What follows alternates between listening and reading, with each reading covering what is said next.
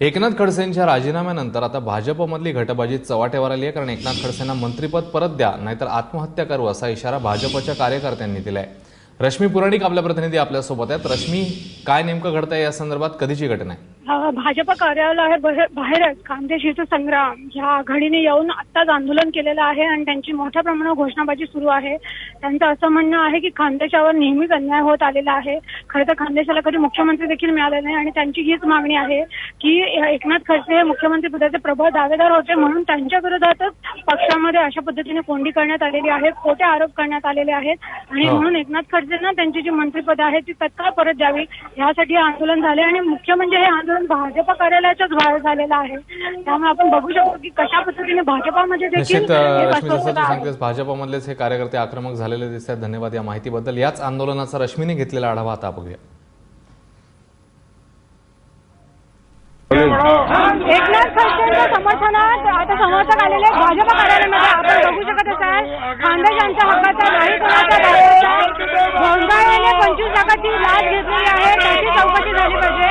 आपण या समर्थकांना सुद्धा त्यांची मागणी पाहिजे। आपण कुठून आलात, काय मागणी? आम्ही मूळचे सगळे खानदेशी लोक आहोत। कल्याणमध्ये आमचं ऑफिस आहे खानदेश हित संग्राम, त्याच्यातर्फे आम्ही या ठिकाणी आलो। या ठिकाणी आलोय तर आमची मागणी अशी आहे, कुठलाही आरोप जो आहे त्याचा पुरावा नाही आणि अशा परिस्थितीमध्ये निव्वळ चर्चेतून एवढा मोठा अन्याय आम्हाला खानदेशला आता नाही कुणाच्या बापाचा, आमच्या हक्काचा नाही कुणाच्या बापाचा। तुम्हाला असं वाटतं का की एकनाथ खडसेंना अन्याय झालाय, भाजपमधून अन्याय झालाय? अन्याय झालाय, आता तो कोणी केला आहे ते त्यांनी शोधायचं, पण अन्याय झालेला आहे, नक्कीच झालेला आहे, पण तो कोणी केलं ते शोधायचं काम मीडियाने करावं किंवा आपल्या समितीने करावं। आतापर्यंत नेहमीच अन्याय झालेला आहे आमच्यावर, खानदेशावर।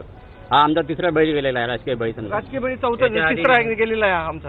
म्हणजे मुख्यमंत्र्यांच्या नाथाभाऊंना तात्काळ मंत्रिपद त्यांच्या हक्काचे द्यायचे हे हेतू पुरस्कार कुठेतरी झालेले आहे। नाथाभाऊंचे ताबडतोब जे मंत्रिपद काढले त्यांना द्या।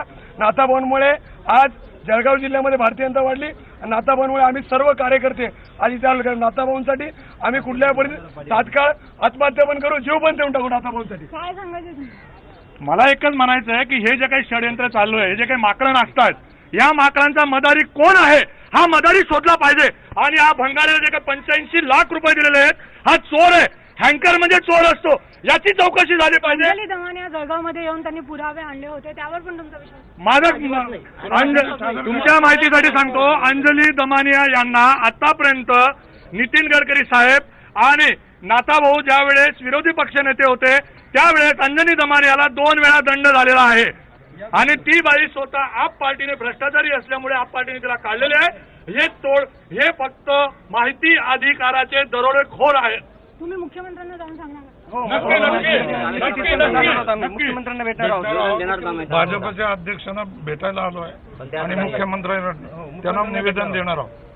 पण तुम्हाला वाटतं की पक्षामधनच कोंडी केली आहे का नाथाभाऊंची?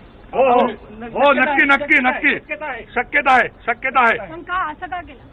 कारण मुख्यमंत्र्यांचे प्रबळ दावेदार आहेत ते, मुख्यमंत्र्यांचे प्रबळ दावेदार ते, त्यांचा हक्क त्यांना मिळाला पाहिजे यासाठी आम्ही इथे आलेलो आहोत आणि त्यांच्या त्या हक्कामुळे त्यांना त्यांनी मागू नये यासाठी त्यांना त्यावर वरून हे षडयंत्र रचण्यात आलेलं आहे।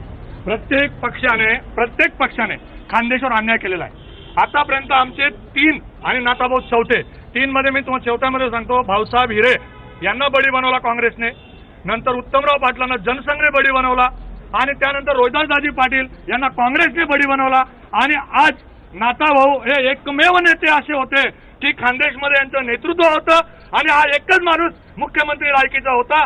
त्यामुळे बहुजन समाजातला माणूस आणि खानदेशातला माणूस, कारण आजपर्यंत खानदेशला मुख्यमंत्री पद मिळालेलं नाहीये।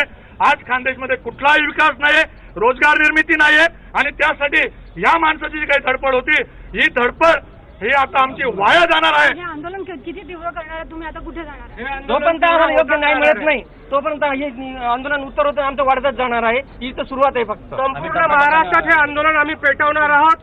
गावागावात जाऊन आमचे कार्यकर्ते आंदोलन करतील आणि प्रसंगी वेळ पडला तर आम्ही जीव देण्याची मागे पुढे पाहणार नाही। आणि नाथाभाऊंना केवळ हा त्रास होतोय कारण मुंडे साहेब असताना नाथाभाऊ मुख्यमंत्री झाले असते आणि मुंडे साहेब गेले. नाथाभाऊ पंकजाताई यांच्यावर असे आरोप हेतुपूर्वक होत आले. आज मुंडे साहेब असते तर नाथाभाऊ मुख्यमंत्री झाले असते.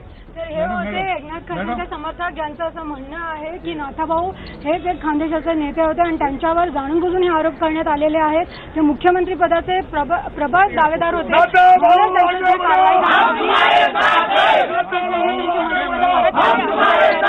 मागणी आणि विशेषतः भाजपा कार्यालयाच्या बाहेर आंदोलन सुरू आहे. आणि KTP माझा